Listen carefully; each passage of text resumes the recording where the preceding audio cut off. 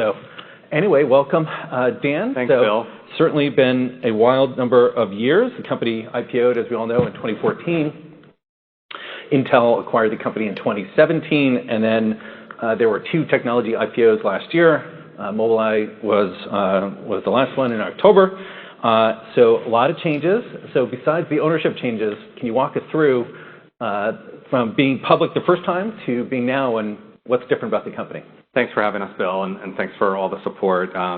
We won IPO of the year, and I was really excited, and then all of a sudden I was like, well, there's only like three, so this is not too hard. I think it was actually, the timing has been amazing because I was with the company in 2017 when we were acquired, and we have really established like a very strong position in the ADAS business, and felt like had a lot of visibility at that time. Maybe 15% of all cars had ADAS technology, and we had 50% market share, and now it's grown to about 60%, and we have 70% market share.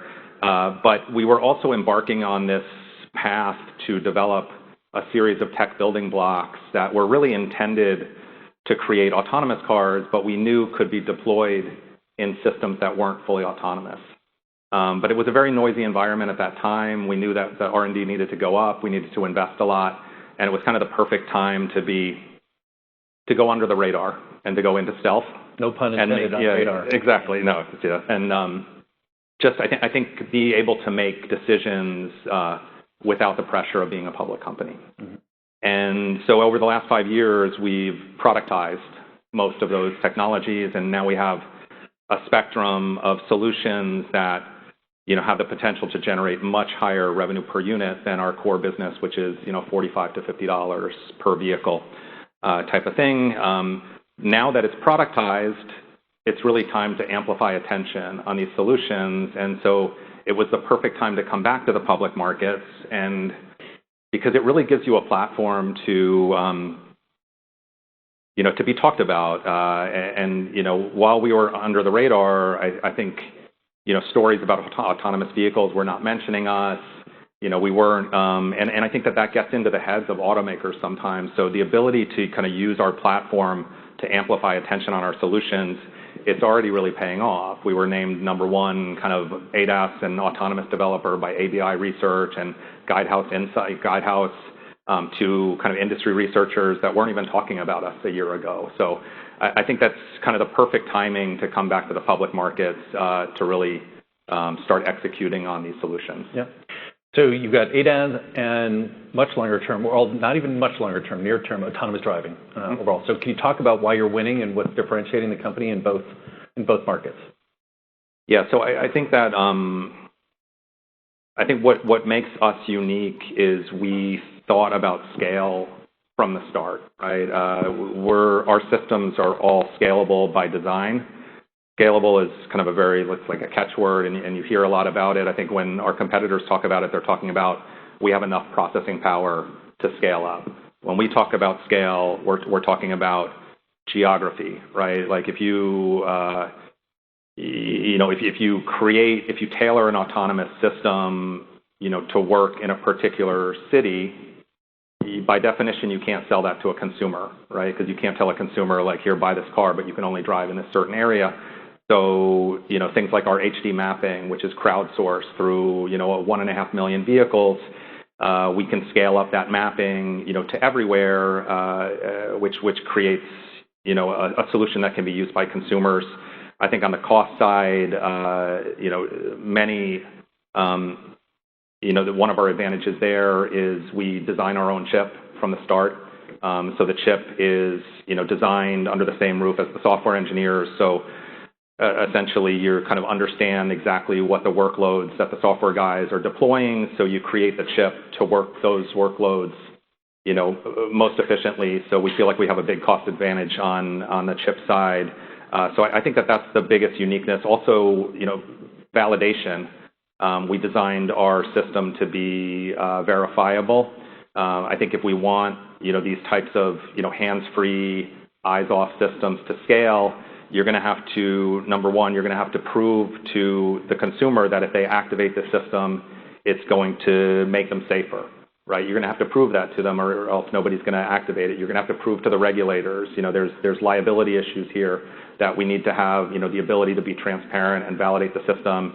And we have a core approach to doing that, that we spent a lot of time at CES talking about. So all of this kind of, designing the system to be scalable has helped us we think it's helping us a lot right now. Yeah. And you mentioned semiconductors, but I don't think of you as a semiconductor company. I really think of you as a technology platform company. So let's dig into some of the key elements or building blocks of the platform. And you also mentioned data and mapping. And data and mapping, to me, seems like a real differentiator for the company. So can you double click on that for everyone in the audience?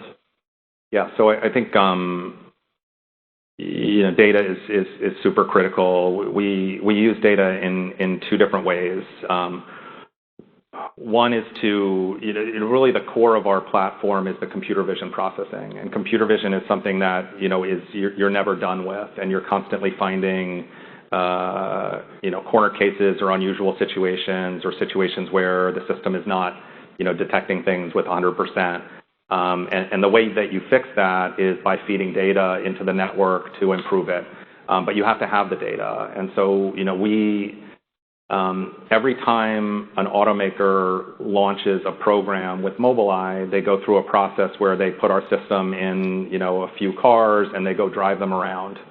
And they log all the video, they upload it, and we negotiated early on to get access to that data. So we have, 200 plus petabytes of video images. And since we work with almost all automakers, they're from Europe, they're from the US, they're from Japan, China.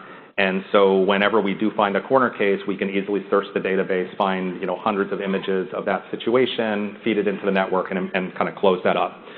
That's one kind of way we use data. Mapping is critical for autonomous vehicles and for any sort of hands-free system, because if you think about it, if humans drive the best in an area they're familiar with, because you understand the traffic patterns, what the traffic signs mean, kind of where kind of the dangerous spots are. If I go to Europe and start driving, I'm much more cautious. I'm much less certain, right? An autonomous car, even if it's driving in the same place over and over again, it's like it's driving there the first time every time. And so the ability to preload information into the car, we call it a map, but it's much more broad than that. So it's things like, which traffic light is associated with which lane, which is the left-hand turn traffic light, which is the pedestrian traffic light. It's very difficult for sensors to be certain about those things in real time. Things like, where did the last 20 cars, how did they traverse this intersection, this roundabout, common speed versus legal speed. We want these cars to drive like humans. We don't want them to stick out like a sore thumb. And so we've created a map of this information, and we do it through crowdsourcing. We've leveraged the fact that we have cameras in millions of vehicles that, any of you may be driving around. You may not know it, but many of these cars are sending data to the cloud, where we stitch it together into a map. So that's something that, I like to think about it as really leveraging our first mover advantage. A lot of the time people look at Mobileye and say, this is what was kind of the bear case in 2017. You've got this first mover advantage. You've got high market share that's not sustainable in the auto industry. It's going to go down. But we find ways to leverage this first mover advantage. And I think that, collecting this data, it's 30 million kilometers a day. And we now have a map that covers more than 90% of the US and Europe. So this is a huge advantage for us. What's the total? I always get surprised at hearing the total number of cumulative miles. 13 billion miles, something like that. And then that's just going to keep getting better and better each year as you have more and more cars on the road with your Mobileye and IQ and platform solutions in there, sending the data up to the cloud. Right, because the environment changes too. There's new construction zones or new bike lanes put in. We're getting a data point on major highways like every 30 seconds now, and that'll just continue to grow. So we can really kind of keep this map fresh and reflecting reality very quickly. And how much of a competitive differentiator is that for Mobileye? Because we've talked about semiconductor companies being competitors, but do they have the mapping or not? So it sounds like it's a key differentiator. It is. Like, we think it's critical to have, you know, a system that drives confidently, that drives safely. Mm-hmm. So safely and safety are key, and you've got that as part of the platform as well. So can you talk about the RSS? Yeah, RSS is part of, you know, so the way these systems work is you have to perceive the world and then you have to make a decision. And the perception for us comes primarily through cameras, with the map acting as a booster to the perception. The decision making is governed by responsible sensitive safety. And really what this is essentially it's a way to turn kind of driving norms and behavior and safe driving into mathematical equations. So the easiest example is, you know, what is the distance behind the car in front of you that you know 100% that if that car in front of you deploys their brakes, 100% braking, that you would have enough reaction time to not hit them from the back. So you can turn that into an equation because you know all the variables.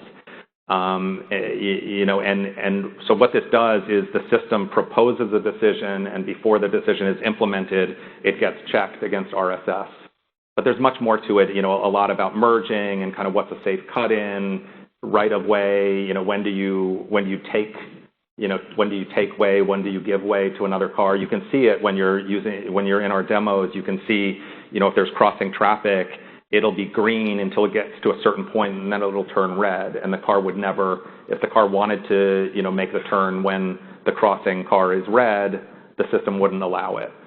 So it's also a way, so we've also taken this and we've kind of advocated into standards bodies that this should be adopted, not the exact rules, but that this kind of framework should be adopted as a standard across the industry. So there's an IEEE standard.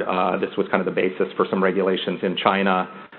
So I think it's another example of scalability because you know, it also allows you to not to basically commonize the rules of the road globally instead of tailoring a system to a particular city or to a particular area. So it's a little complicated. We have a lot on our website about it, but that's doesn't that help with the potential concerns around litigation, the rollout of autonomous, just having a standard in terms of rules of the road that everyone signs off on? Exactly. I mean, I think we want regulatory certainty, right? We want to know that we want kind of a regulatory environment where there's a specific hurdle that we need to prove in terms of kind of safety and failure rate. We don't want to be able to just self-certify our vehicles and, you know, because then when inevitably there will be an accident and I think you don't want to go into court saying, well, I signed this paperwork. I filled out the right paperwork, so I'm safe. Yep. So you talked about scale, right? You had $1.9 billion of revenue in 22, 35% growth. You talked about a $17 billion kind of book of backlog in ADAS through 2030. I think it was $3.5 billion in supervision. So can you talk about supervision and the traction that you've got so far with that product line? Yeah. So we've outperformed the industry consistently. I think over the last 5 years, the global industry production has been kind of CAGR of -3%, and we've been +30 on the top line. But now that, you know, ADAS is 60% penetrated across the industry, you know, there's more volume growth ahead, but there's always kind of an end to where, you know, penetration can go, right? And so that's why it's so, the timing is so perfect for us to be rolling out these kind of higher revenue products. Supervision last year launched with a brand called Zeekr in Q4 of 2021 in China. This is an all-EV brand from Geely Automotive Group. We did, you know, almost 100,000 units last year, and our top line last year grew 35%, but a third of it was related to supervision on 100,000 units when our overall volume was like 33 million units. So 100,000 units drove, you know, a third of our growth. So that kind of shows you the power of this product. I think that, you know, everything in the auto business, like, you know, getting a product into mass production is orders of magnitude more of a proof point than, you know, some demo, you know, or talking to your customers. Right. So this really generated a lot of traction with our other customers. The fact that we got this on the road, the fact that, you know, it was a successful rollout, the fact that Zeekr is a brand that is coming to Europe in the second half of next year. So we've seen kind of an increased sense of urgency around our kind of core customers to make sure they have a hands-free product for their customers, by the middle of the decade, or else, you could be quite far behind. And we feel like we have really the only system that is kind of proven on the road that can be scaled to many other automakers. Can you expand for everyone here the SuperVision product and just explain what it does? High level. Yeah, no, great point. So essentially, SuperVision is a product that the car navigates for you. It takes over all the driving functions, across all road types. Now that's the goal, right? Right now in China, it's full navigation on a highway, and when kind of the maps in China are ready, we'll roll out the kind of off-highway capability. But essentially, when you get on the highway system and you activate the system, the car navigates for you until you exit the highway system. It does all the lane changes. It plans out, you're coming up to your exit. It plans out what's the proper lane to get into. So it's kind of a full hands-free experience. The technology behind it is 11 cameras. Our system processes data from 11 cameras. The mapping is in there, so you create a model of the environment. It has the decision-making software, and that's really the product. Right. Okay, so that's one building block, and then the next building block from there is Chauffeur, correct? Mm-hmm. That's got SuperVision plus radar? Yeah. So I think that what we're also finding over the last year or so is that this idea of all of the focus on fully autonomous vehicles was around robotaxis and kind of network deployed fleets of vehicles driving around, picking up people, charging revenue per mile. And I think that the reason that was where all the focus was is because there wasn't really a belief or a conception that you could get to a cost level that a consumer could afford in their own car. And then in 2019, Mobileye started talking about a $6,000 bill of materials for a consumer AV, and this is what the Chauffeur product is. So essentially, you take SuperVision. SuperVision is like 75-80% of the Chauffeur system. All you're really doing is you're adding a completely independent second perception system made up of radars and lidars. And the idea is that, if you have two completely independent perception systems, each of which are capable of driving the car on their own, but each maybe have a failure rate that's similar to human level, on their own, that's not good enough, right? I think we need to deploy when failure rates are significantly better than human level. But if you take both of those systems and put them on the same car, the chance that both of them will fail at the same time goes down exponentially. Mm-hmm. So what's so attractive about Chauffeur to the automakers is that by developing SuperVision, a system that's already on the road, that's already mostly proven out, the transition to eyes off, to fully autonomous, where the driver can actually disengage, they don't need to pay attention anymore, becomes much more incremental and modular and high probability. So what we've seen over the last year or so is that all the discussions around SuperVision are also including a discussion around a follow-on program for Chauffeur. And I mean, if you think about it, and I think I forgot to mention that SuperVision, you always have to keep your eyes on the road because you only have the one perception system. I mean, that's nice, right? It's like maybe less fatigue on your way to work, and it's cool. And we actually think that there's significant safety benefits to it, but the real value is when people can do something else while they're driving, mm-hmm. and that's what our customers are seeing. So this kind of path that we're showing them to eyes-off technology is really generating a lot of traction. So let's talk about the timing for eyes-off, right, mm-hmm. and Chauffeur as well, because I did do a demo for 30 minutes in Jerusalem, fully autonomous, and it was pretty amazing. So that technology is here, mm-hmm. right? It's a matter of what are the obstacles to roll it out. What's the timing, and can you walk through level 2, 3, 4, and 5 in your mind? Yeah, it's really a kind of a fool's game to talk about timing in the AV business. Mm-hmm. Yeah, so I think that so our target is 2026 for the rollout of the Chauffeur system, and there's a couple of reasons for that. Like EyeQ6 High launches, around the end of 24, early 25. That's a critical piece of technology. Also, our imaging radars are launching in early 2025. Imaging radars are, they're not a have-to-have for that product, but important.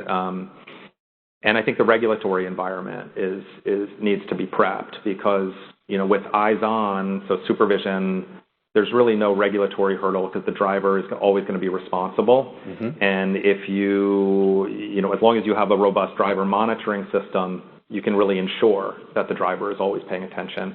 But once you tell the driver you can do whatever you want, you don't have to pay attention anymore, then the liability shifts to the automaker and, regulators will get involved. And that's why it's so important for us to have an approach to validation.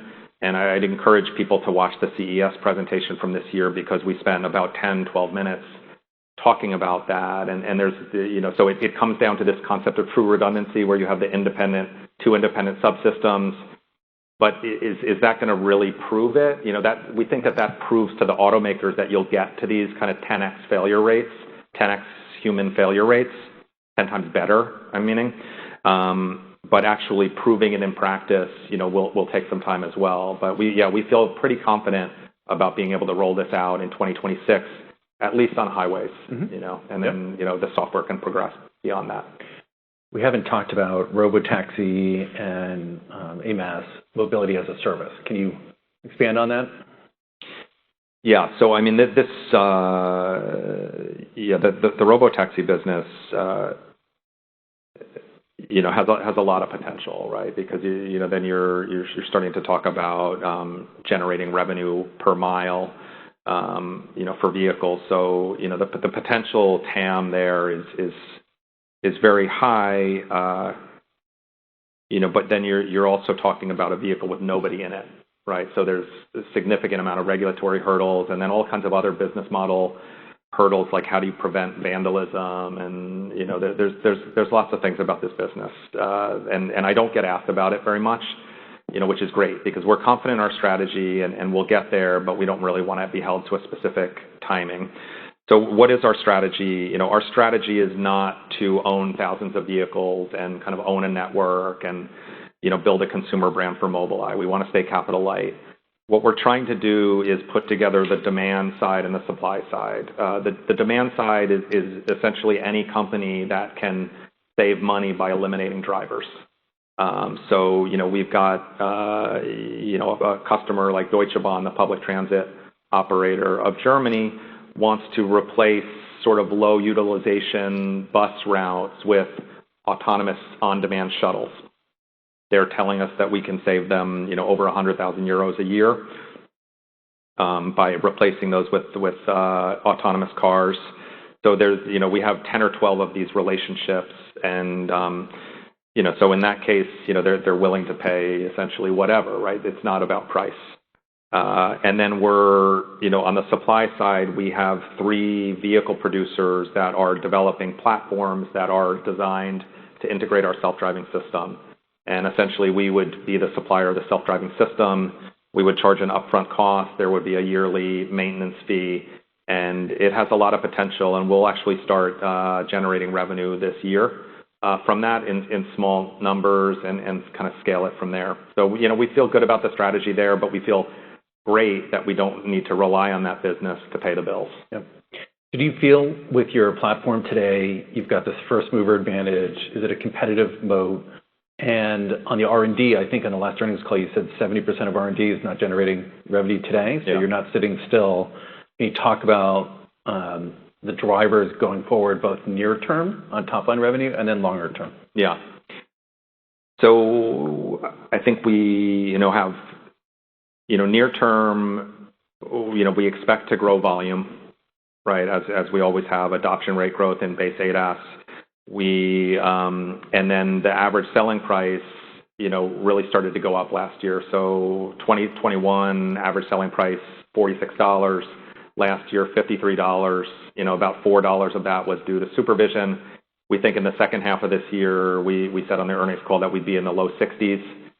Last year, the design wins that we achieved, so this is all future volume, but the design wins we achieved penciled out to, about $105 per unit The future revenue associated with design wins were almost 4 times our revenue last year. So I think this combination of volume and content growth is pretty good visibility there. I think long term, you have to think of, there's going to be a pool of vehicles with driving assist technology, right? And, it's 60% of all cars produced globally today. Maybe it's 85%, call it 20, 30, 85, 90%. What portion of those will be eyes-on hands-free systems like supervision, that we can generate, $1,000 to $2,000 per vehicle, and maybe the consumer needs to pay $3,500, $4,000. What percentage of those will be eyes-off, hands-off? That,